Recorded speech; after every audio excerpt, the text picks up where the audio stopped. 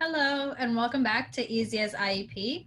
Today we'll be talking about session 4, the 4 domains. My name is Catalina Uribe. I'm a clinical support administrator at the UM-NSU Center for Autism. As a refresher, the 4 domains are curriculum and instruction, social-emotional behavior, independent functioning, and communication. In general, the PLP, or the present level of performance, provides the informational basis of what the student does now for generating goals, supports, and services that are specifically designed to meet their individual needs. While each domain has its own respective information that should be included, in general, what you want to see is as much of the following information in each section as possible. Strengths. A lot of the IEP might focus on deficits and what your child can't do that makes him or her behind the typical peer. So it's really important to note strengths, not just to remind us that our children and students are highly capable little humans who have a lot of wonderful skills and traits, but also in order to guide intervention. And I'll touch more on that about what I mean towards the end of the presentation. Next, of course, the areas for improvement. The IEP is in place for a reason. So yes, there are areas of improvement or challenges that your child may face during the school day, and this will help guide the goals that are written. If you remember from last time, the information written in the PLP is summarized into an impact statement, which describes how the disability is affecting access to the general education. And then that impact statement turns into the priority educational need, which then turns into a goal. So the prompting levels necessary. This is very important to include in each section of the PLP. It's important to know the level of prompting a child needs with tasks because it helps paint a picture of their independence. In the same token, it might also be helpful for the teacher to write this out so that they notice how much prompting is currently given and whether or not it can be faded. So for example, a teacher may begin to type out the IEP draft and say, John can open his lunchbox with verbal, gestural, and visual support. So that may prompt the teacher to think, it's probably possible for John to do this with less prompting. Let me try that and see if I can instill a little bit more independence, right? So that will cue the teacher to fade her prompts. This is important because it helps the students become more independent in the long term with those tasks, and it lessens the chance of being prompt dependent, which I'll touch on later. Strategies in place. It's always great to know what strategies are currently in place, especially when they're effective. The importance of this increases when a child is transitioning schools because it gives the new teacher practical information that can be used as they get to know the child. Here's an example. Many times in the IEP, I'll read something that says, Thomas has a hard time transitioning from playground. Well, yeah, I have a hard time transitioning from the things that I enjoy as well, but that statement is very vague. It would be helpful knowing 1, are they providing timely warnings? 2, are there any visuals in place? 3, is there reinforcement for complying with the transition? Without knowing what is already being done, it's harder to gauge the size of the problem and how important it is to intervene. It should also be noted how successful these strategies are. So based on Thomas's example, here's an improvement. Thomas has difficulty with transitioning from the playground. He may run in the opposite direction, hide under playground structures, and/or yell no repeatedly. Prior to transitioning, Thomas is given verbal warnings at 5, 3, and 1 minute marks and is presented with a first then choice board when it is time to line up. This strategy has been successful most of the time on average, although at times he may also require physical prompting by the teacher holding his hand and guiding him to the door. So as you can see, the information provided was so specific that any person reading that, especially a new teacher that might not know Thomas, will really know what to do in order to prevent the behavior from escalating and to get off on a good start, right? Finally, we have the settings and supports, and this helps understand the environment that a child is in. Saying something like, Clarissa independently attends for the duration of a small group teacher-led activity is very different when the small group is 3 students than when the small group is 6. Similarly, some classroom areas are designed to act as physical barriers and make it difficult for especially younger children to escape. This is important to note, as it is much different than an open area. One last example is Juan is able to remain seated throughout circle time with minimal prompting. While this might be true, it reveals much less independence if there is actually a paraprofessional kneeling right next to him and holding his hand, right? So you need to take everything into account that encompasses the normal or typical setting for that child in order to really understand what the child's functioning and levels of ability are. So in general, it should also be as objective as possible. It's especially important to reframe any negative statements as objective statements. For example, instead of Sam frequently misbehaves and is violent, one can write this as, when frustrated, Sam may throw objects or push over his chair. The most important reason to include objective language is because it keeps criteria the same for any individual reading the IEP, whether it's a new teacher, a substitute teacher, a therapist, or a general, maybe classroom volunteer. So for example, a teacher may write, Ashley often tantrums when asked to leave the lunchroom. Well, a tantrum to that teacher might simply be pouting and stomping her feet, while a tantrum to me means screaming, spitting, and hitting others or hitting themselves with closed fists. So without objectively defining what a tantrum for Ashley looks like, it's hard for the behavior to be measurable. And it's open to interpretation by anyone who works with her. That means that you'll have much different perspectives and understanding, and it leads to less effective strategies and interventions. The IEP also shouldn't really include opinions. Rather, it should be factual and written in a way that is easily interpretable by anybody. Now we'll get into the specific domains. So the curriculum and instruction domain covers content area academics, as well as some foundational skills necessary to be ready to learn. So in reading, for the younger kids in preschool and early elementary, this can include phonological awareness, letter identification, both receptive and expressive, sign word knowledge, sight word knowledge, and intent to read. For example, does a child hold the book the right side up? Does he or she understand that the text tells the story, and do they turn the pages one by one? This can also include knowing the parts of the book, including the spine, the front and back covers, the author, the illustrator, and the cover page. Once a child is older, there are usually formal assessments included in this domain. Some examples are the diagnostic assessment of reading, iReady diagnostics, and benchmark assessment system.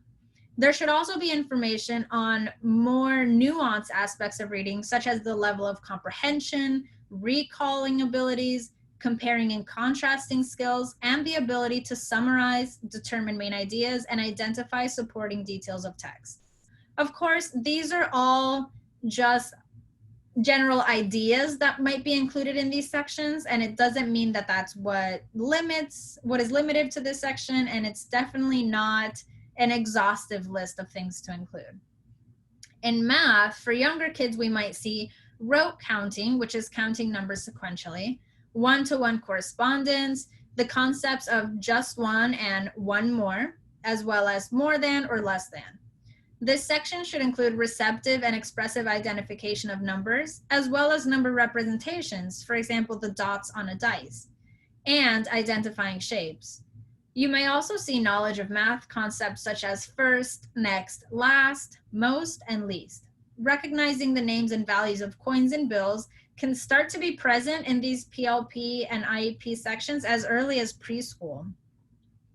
Older students in mathematics can include performance on grade level computation, so addition, subtraction, multiplication, and division, more complex skills including fractions, percentages, measurement, etc. And this will also likely include performance on mathematical word problems. Formal assessments in math can include, again, the iReady diagnostics, the key math diagnostic assessments, and the FSA, which is the Florida Standards Assessment. In writing, for the younger kids, it's as little as letter formation. Can they write capital letters? Is it only lowercase letters? Can they mix the letters appropriately? Which letters are backwards? Can a child imitate, copy, or draw straight lines, curves, and simple and complex shapes? This section may also include putting shapes together in order to form objects and people in terms of drawings. For older students, the writing section will include the ability to spell and structure of sentences, including punctuation, ability to revise and edit a writing piece, letter formation and word spacing, and the proficiency at which the child can write an essay, including the introduction and the conclusion. Other information that might be included is how the child attends to each of these content area activities. This should be differentiated between preferred and non-preferred tasks. So how does a child attend to a task that he or she really loves?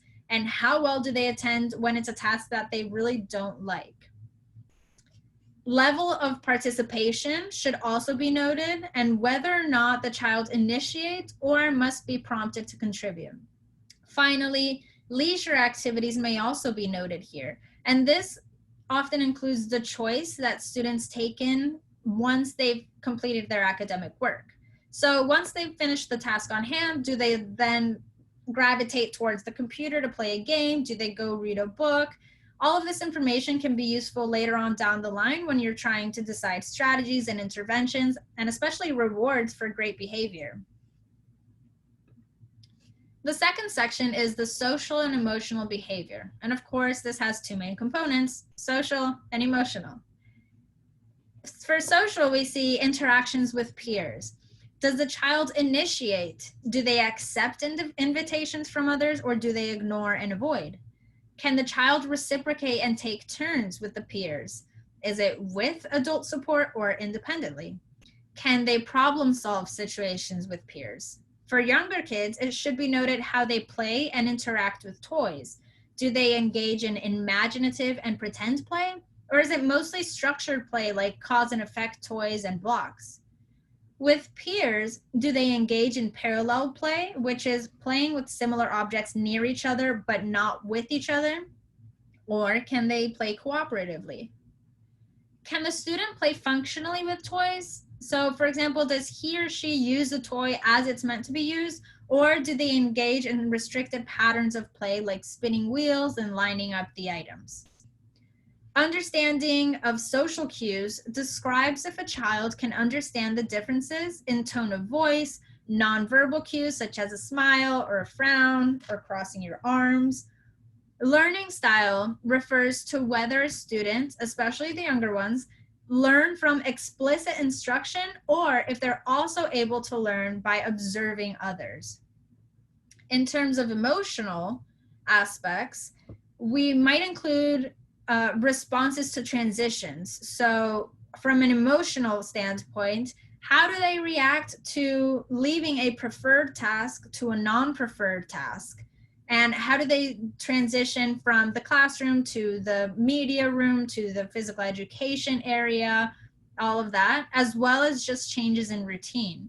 And that might include unexpected changes. So for example, if the teacher suddenly realizes that they're missing the materials necessary for the activity that they were planning on doing, how does the child react to that? And how do they react to the expected changes like fire drills and rainy day schedules, which affect outdoor activities? Of course, any challenging behaviors should be noted here, as well as proactive and reactive strategies being implemented. When applicable, the contents of the FBA, which is the Functional Behavior Analysis, and PBIP, which is the Positive Behavior Intervention Plan, should be discussed. Coping and self-regulation should mention how they respond to disappointment and how they tolerate non-preferred things such as noises, textures, people, and tasks. For older students, it's also important to know aspects of emotional maturity, including the ability to take responsibility for their actions. The third domain is independent functioning. Independent functioning should include daily living skills. This often includes a child's ability to physically access the school environment. For example, are they able to run, jump, and walk on all different surfaces? Can they climb up and down the stairs? Is it with or without the use of handrails? Are they able to physically transition from one place to another? So this is different than in the social emotional domain when it's specified how a child copes with the transition. This is more so, is the child able to independently or with support get from one area to another? Toileting and hygiene routines should be noted, especially again for the younger kids. For example, are they toilet trained? Do they initiate use of the bathroom? Can they undress and dress themselves correctly? Does the child need any adult assistance? Can they complete a hand washing routine, or do they need prompts? It's also important to note if there are any environmental cues readily available. So for example, when I was a preschool teacher, many of my kids were independent in washing their hands, but there was always a task analysis strip, which was a step-by-step visual of what to do to wash your hands. It turned on water, wet hands, get soap, so on and so forth. So really, I couldn't necessarily say that the children were independent in that skill, because they may have very well been following that visual support, which means that they were prompted in some way.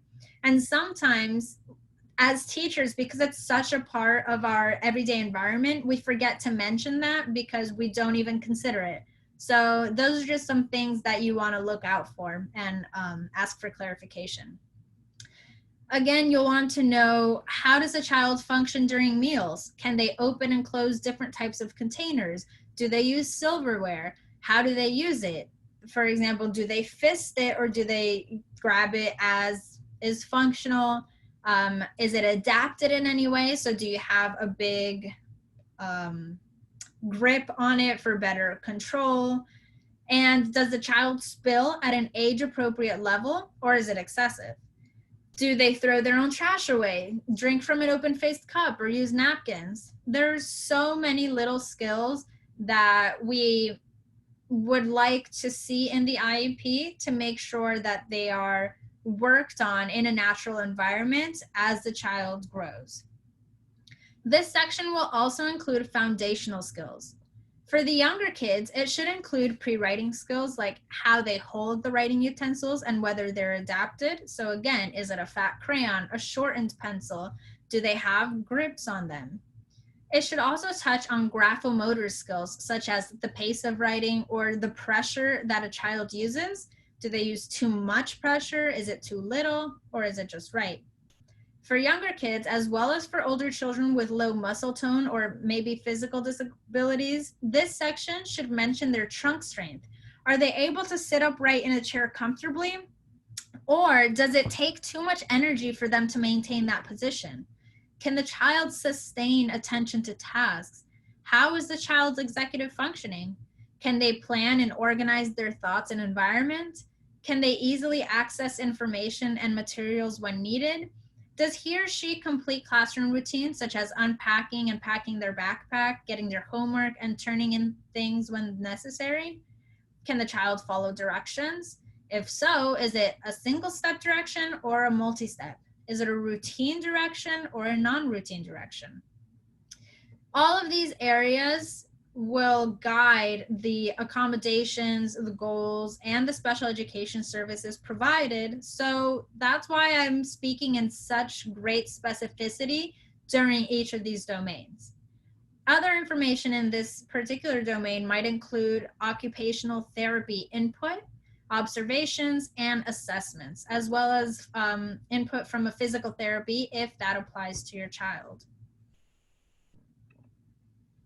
Finally, the last domain is communication. And this, we see three main types of communication. We see expressive language, which is actually using language to communicate. We have receptive language, which is understanding language. And then we have pragmatics, which is the social use of language. Expressive language is using language to communicate. This includes verbalizations and word approximations, as well as nonverbal communication like voice output devices, communication boards, which are a visual, and even sign language. There's also mention of objects. There's usually mention of objects a child can identify, what is this? Which is different from receptive identification, which asks, show me the ball, instead of what is this? A ball. In terms of expressive communication, we also see the ability for a child to request and protest, whether it's functional or not, and their ability to comment on their environment and ask questions. Does the student understand what questions are asking? How do they answer? Can they follow directions? If they can't follow multi-step directions, which one are they following? Is it the first direction in the sequence, or is it the last one? Can he or she make inferences from images, text, and spoken words? Do they understand idioms? Can they understand parts of speech, including possessives, pronouns, verb tenses, and word endings? For example, big big est. In terms of pragmatic language, the PLP should describe how a child reads partner cues in conversation and communication, including the understanding of pauses and communicative turns. This section will also refer to how a child initiates communication with others and how long they're able to maintain social exchanges. It will also often discuss how a child stays on topic and whether or not they're able to communicate about things outside of their specified interests. Finally, of course, this section will include any information from the speech and language pathologist, if applicable, including results of assessments, articulation, and general goal progress. In the beginning, I mentioned how important it was to use strengths in an IEP. And there's a new phenomenon that hopefully becomes more and more popular as time goes on, but it's called a strengths-based IEP. A strengths-based IEP looks at what a student can already do, what the team wants them to do next, and how those strengths might be used to set goals to help address a particular need. Strength can mean something that the child excels at, something the child does at a grade or age level, or even something that they just do relatively well based on all their other skills. This type of IEP is really just a shift in mindset, and it's becoming, like I said, a more and more popular trend. Traditionally, the IEPs focus on areas of need because those weaknesses are the reasons why a child qualifies for an IEP in the first place. However, focusing on a student's strengths, interests, and preferences can actually help children more easily achieve IEP goals as they'll be more motivated. For older children, it may also be beneficial knowing what areas they're particularly strong in so they can use that information themselves to help shape their weaknesses. For example, if a child struggles in math, what does he or she do well in that subject? Can they work independently? Do they prefer to work in groups? Are they able to use a calculator? These points may also help develop the necessary accommodations that a child might need to be successful. So we'll talk about SMART goals more specifically in another session, but here's an example of a SMART goal. Sam will learn the class vocabulary words with 90% accuracy in 3 out of 4 weekly opportunities. In order to turn that into a SMART strengths-based goal, we see this example. Sam will use his creativity and interpersonal skills to develop and lead his peers in a class vocabulary game with 90% accuracy in 3 out of 4 weekly opportunities. So clearly, Sam is creative and he has great interpersonal skills. So why not use this to his advantage and allow him the opportunity to, one, increase his social skills even more, increase his leadership ability, increase his confidence in himself, all while working on gaining that academic skill of vocabulary words. And as always, I want to end with our Padlet. If you go to padlet.com/UM-NSU card/IEP, you'll find all of the presentations that I use as well as resources that you'll find handy. So make sure you bookmark it. I'm adding information all the time. And if you're not yet registered with us, please contact us in either our Miami-Dade and Monroe line or our Broward line, as well as online. I hope you have a great rest of the week, and I'll see you next time for session number 5.